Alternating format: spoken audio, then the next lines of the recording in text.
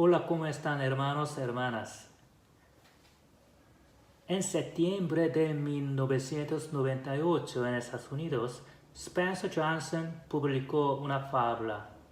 Este libro fue un bestseller del New York Times tras su lanzamiento, vendido más de 26 millones de copias en todo el mundo.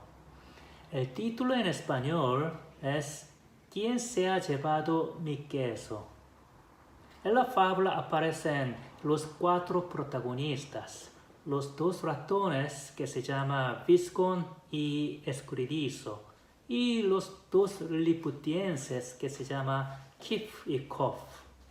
En un día, los 4 encontraron muchos quesos buenos para comer en un lugar, pero otro día todos vieron que todos los quesos desaparecieron. Inmediatamente, Viscon y Escurridizo comenzaron a buscar otro queso. Pero Kif y Kof comenzaron a discutir y a averiguar quién se ha llevado mi queso. Después de un rato, Viscon y Escurridizo encontraron otros quesos para comer. Pero Kif y Kof siguieron discutiendo. De hecho, esta fábula ilustra cómo responden las personas cuando un cambio significativo ocurre. Viscon y Escurridizo respondieron con acciones y Kif y Kof siguieron haciendo el juego de la culpa. Como en la fábula, yo observo lo mismo en el tiempo de la pandemia. Desde el comienzo de la pandemia por el coronavirus, he escuchado que algunas personas que han hecho el juego de la culpa, cuya culpa es la pandemia. Es la culpa de China porque las víctimas de coronavirus ocurrieron primero. O es la culpa de los turistas que vinieron de Europa. O quizá es la culpa del gobierno porque no cerró la frontera tan antes. Personalmente, como coreano, he escuchado varias ocasiones en las cuales algunos asiáticos fueron atacados por el coronavirus en varios países. Gracias a Dios, no he escuchado ningún caso en Argentina. ¿Cómo estamos haciendo? ¿Cómo están ustedes? ¿Qué preguntas estamos dando en la época pandémica? De hecho, este tipo de pregunta, la pregunta sobre la enfermedad, no es nueva. Muchas veces la pregunta se cambia hacia Dios. ¿Por qué ocurrió si Dios es amoroso y bondadoso? ¿O qué Dios está haciendo durante la pandemia? Se dice que este tipo de pregunta es muy antigua como la humanidad. Asombrosamente, encontramos varios pasajes de la Biblia relacionados con esta pregunta. Hoy yo quiero ver un pasaje bíblico para buscar algunas respuestas. Y quiero considerar las 3 preguntas. Vamos a ver el capítulo 9 del Evangelio Juan. Capítulo 9 del Evangelio Juan. Dice así.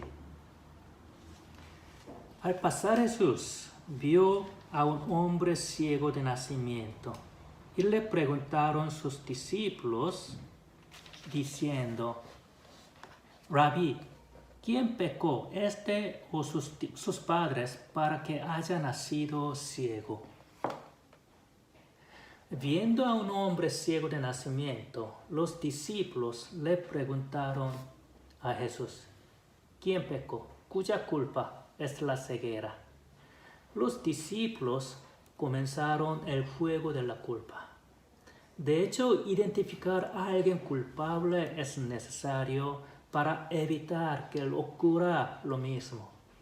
Es necesario a los especialistas. De hecho, no es tan necesario para casi todas las personas porque la pregunta viene de la curiosidad y nada más. De hecho, no es tan seguro porque los discípulos preguntaron, o porque quisieron saber. Sin embargo, los discípulos preguntaron con dos opciones. La opción 1, este hombre nació ciego debido al pecado suyo. La opción 2, este hombre nació ciego debido al pecado a sus padres. De hecho, los teólogos explican que la primera opción era de la cultura griega, porque esta opción se basa de la doctrina preexistencia del alma. Y también la segunda opción era de la cultura judía, según el Antiguo Testamento. Entonces, la pregunta de los discípulos era muy teológica y filosófica. En esas opciones, nosotros vemos una presuposición. La ceguera viene del pecado. Ambas opciones necesitan estas presuposiciones. La ceguera viene del pecado. De hecho, la Biblia es muy clara que el origen de la enfermedad es el pecado. Por eso, cuando Jesús venga, no haya más enfermedades. Apocalipsis capítulo 21, versículo 4, dice así: enjugará Dios toda lágrima de los ojos de ellos, y ya no habrá muerte, ni habrá más llanto, ni clamor, ni dolor, porque las primeras cosas pasaron. Creemos que la última causa de la enfermedad es el pecado. Génesis capítulo 3 escribe que la rebelión del hombre contra Dios causó la deformación del mundo creado bueno por Dios. Entonces, debemos reflexionar a nosotros mismos si el Espíritu Santo convence a nosotros mismos de pecado. Si el Espíritu Santo revela algún pecado, deberíamos admitirlo, deberíamos arrepentirnos. Jesús también menciona que la enfermedad era relacionada con el pecado. Por ejemplo, Juan 5:14 dice así: después le halló Jesús en el templo y le dijo: mira, has sido sanado, no peques más, para que no te venga alguna cosa peor. Ahora Jesús sanó este enfermo que había enfermado por 38 años y luego Jesús dijo: no peques más. Entonces, es posible que el pecado causa las enfermedades. Pero ahora, fíjense el pasaje. De hecho, el pasaje es poco diferente. Jesús responde diferentemente. Vamos a ver versículo 3. Versículo 3 dice: respondió Jesús: no es que pecó ni sus padres, sino para que las obras de Dios se manifiesten en él. Entonces, en este pasaje Jesús dice: la ceguera no viene del pecado, no viene del pecado suyo, no viene del pecado de sus padres. De hecho, hay otro propósito, hay otro asunto. Entonces, ahora, considerando la primera pregunta, ¿cuya culpa es? Deberíamos reflexionar para ver si el Espíritu Santo revela mis pecados, nuestros pecados. Si es así, sí, aceptamos y deberíamos arrepentirnos de estos pecados. Si no, debemos considerar la segunda pregunta. La segunda pregunta es: ¿qué está Dios haciendo por la situación? ¿Qué está Dios haciendo por la situación? De hecho, esta pregunta cambia la vista de alguien culpable a Dios o a Jesús. ¿Qué está Dios haciendo? Ahora vamos a ver el pasaje capítulo 9 de Juan, del versículo 4 al 7. Me es necesario hacer las obras del que me envió. Entre tanto que el día dura y la noche viene cuando nadie puede trabajar. Entre tanto que estoy en el mundo, luz soy del mundo. Dicho esto, escupió la tierra e hizo lodo con la saliva y untó con el lodo los ojos del ciego. Y le dijo, ve a lavarte en el estanque de Siloé. Fue entonces y se lavó y regresó viendo. Jesús dice que Él está obrando por este hombre. Él está trabajando. Dios está trabajando a través de la pandemia. En estos días salieron varios libros considerando el coronavirus. Gracias a Pedro y Teresa, nosotros tenemos un acceso por gratis al libro por John Lennox. El título del libro es ¿Dónde está Dios en un mundo con coronavirus?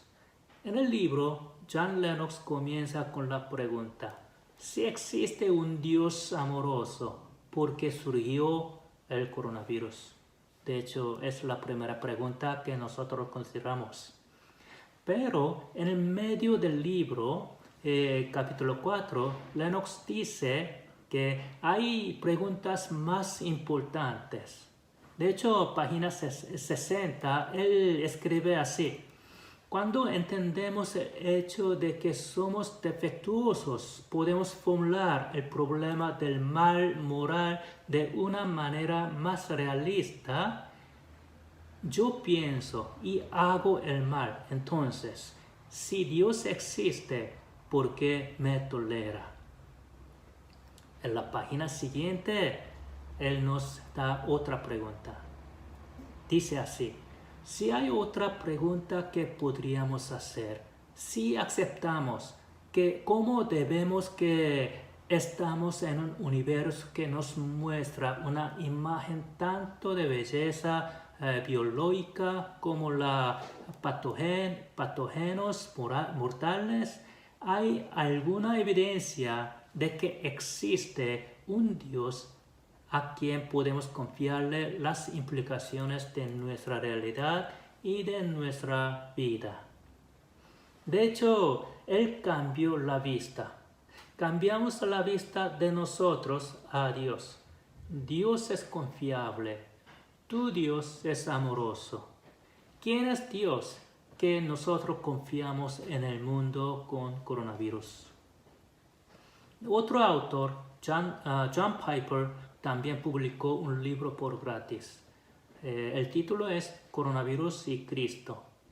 Él dice que lo que Dios está haciendo es siempre más que podamos ver.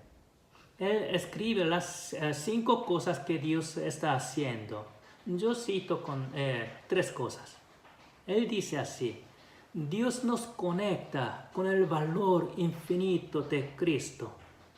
A través de coronavirus, Dios nos conecta con el valor infinito de Cristo. Segundo, Dios hace buenas obras en el peligro. Sí, Dios está protegiendo, Dios está proveyendo las cosas necesidades. Dios hace buenas obras en peligro.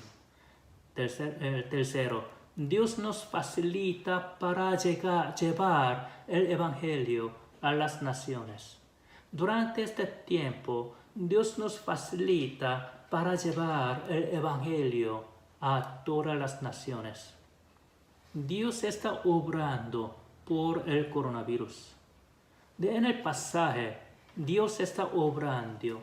Dios sanó el hombre ciego. Versículo 4 dice así: me es necesario hacer las obras. Le es necesario a Dios hacer las buenas obras. Dios está haciendo su parte porque Dios es bueno. Quizá nosotros no las vemos. Deberíamos intentar más para conocer a Dios y entender su palabra durante la cuarentena. Cuando todo termine, podríamos saber más claramente las obras de Dios. Porque Dios está haciendo su parte, ahora deberemos cambiar la vista otra vez. De Dios a nosotros. Entonces, la tercera pregunta que quiero considerar es, ¿qué haríamos en la pandemia? ¿Qué haríamos en la pandemia? Consideramos cómo comienza el pasaje bíblico, de hecho, versículo 1 y 2 del capítulo 9.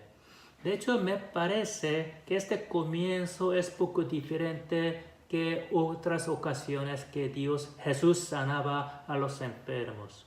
Generalmente en la Biblia, Jesús sanaba a los enfermos quienes acercaron a Jesús. O Jesús sanaba a los enfermos que Jesús encontró en el camino. Jesús nunca pasó a los enfermos en la Biblia. Y un ejemplo es Mateo capítulo 8 versículo 14 dice, vino Jesús a la casa de Pedro y vio la suegra de este. Y versículo 15, tocó su mano.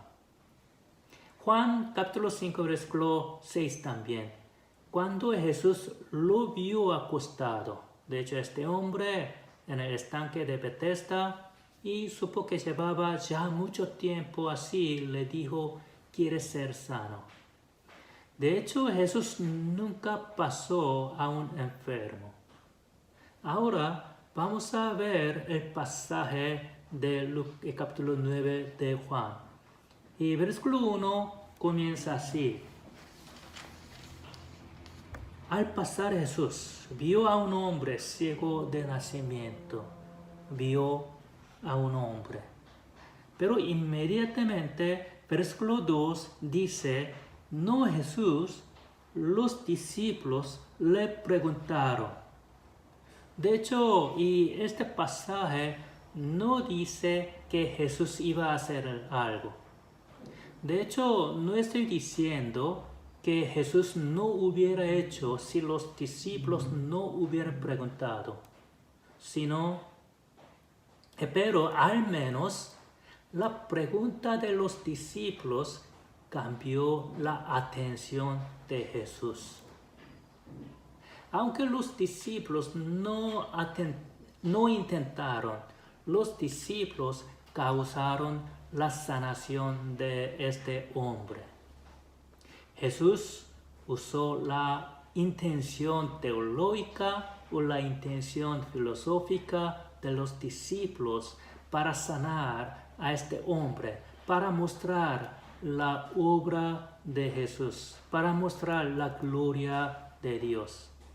Dios nos usa por su gloria, no porque hacemos bien, ni porque planeamos bien, absolutamente no porque somos buenos.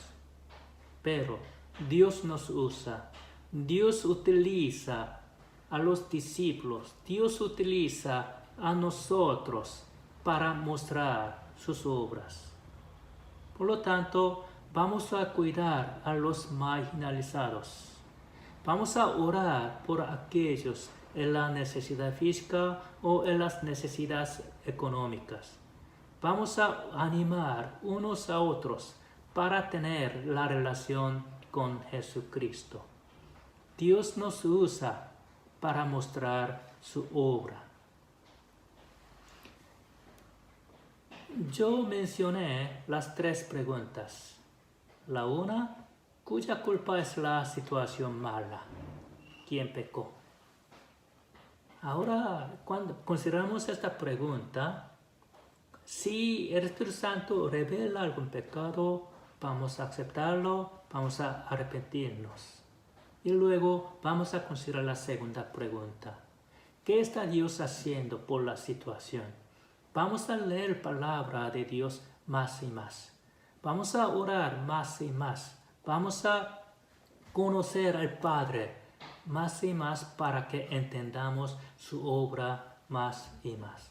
Quizá durante este tiempo en la casa vamos a leer algunos libros más para entender más de la voluntad de Dios. Y finalmente hacemos la tercera pregunta. ¿Qué haríamos? De hecho, John Piper, en su libro que mencioné, nos recuerda un pasaje de Santiago capítulo 4. Capítulo 4, versículo 14 y 15. Dice, ¿qué es vuestra vida? Ciertamente es neblina que se aparece por un poco de tiempo, luego se desvanece. En lugar de lo cual deberíais decir, si el Señor quiere, viviremos y haremos esto o aquello. Si el Señor quiere, viviremos con Él, o haremos esto o aquello. Esto, aquello. Lo que queríamos o lo que no queríamos. Seamos captados por coronavirus o seamos sanos. Nos quedemos en la casa o trabajemos en la casa. Si el Señor quiere, viviremos con Él y haremos lo que podemos hacer. Finalmente, yo les recomiendo a recordar la primera Tesalonicenses, capítulo 5, versículo 8 al 10. Dice así, pero nosotros, que somos del día, seamos sobrios, habiéndonos vestido con la coraza de fe y de amor y con la esperanza de salvación como yelmo. Porque no nos ha puesto Dios para ira, sino para alcanzar salvación por medio de nuestro Señor Jesucristo, quien murió por nosotros, para que ya sea que volvemos y o que durmamos, vivamos juntamente con Él. Oremos.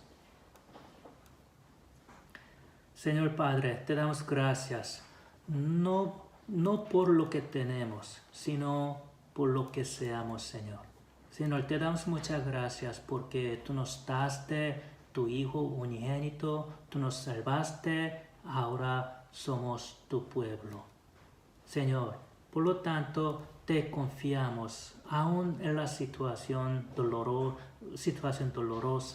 y tan dura, Señor.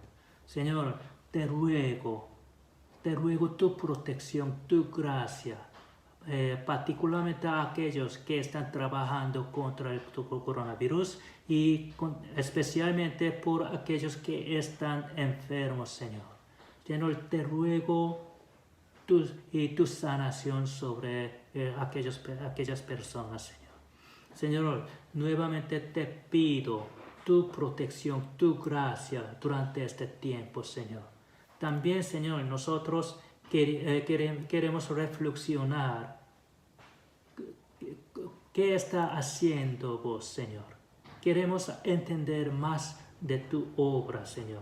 También, Señor, queremos ofrecer nuestra disponibilidad para que tú nos uses para mostrar tu gloria, Señor.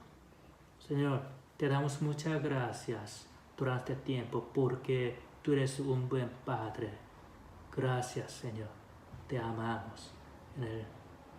La gracia de Jesucristo, el amor del Padre y la comunión del Espíritu Santo sea con nosotros, sea con todos aquellos que están trabajando contra el virus, a partir de ahora y para siempre.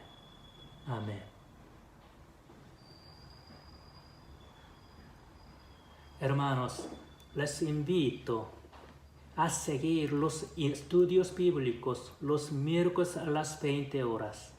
Y también les invito a seguir los sermones dominicales a las 11:30 y 20 horas. También les alento a la comunicación con los hermanos de la iglesia, a las ofrendas y al contacto con sus grupos de pastoreo. Dios les bendiga abundantemente y que proteja durante esta semana.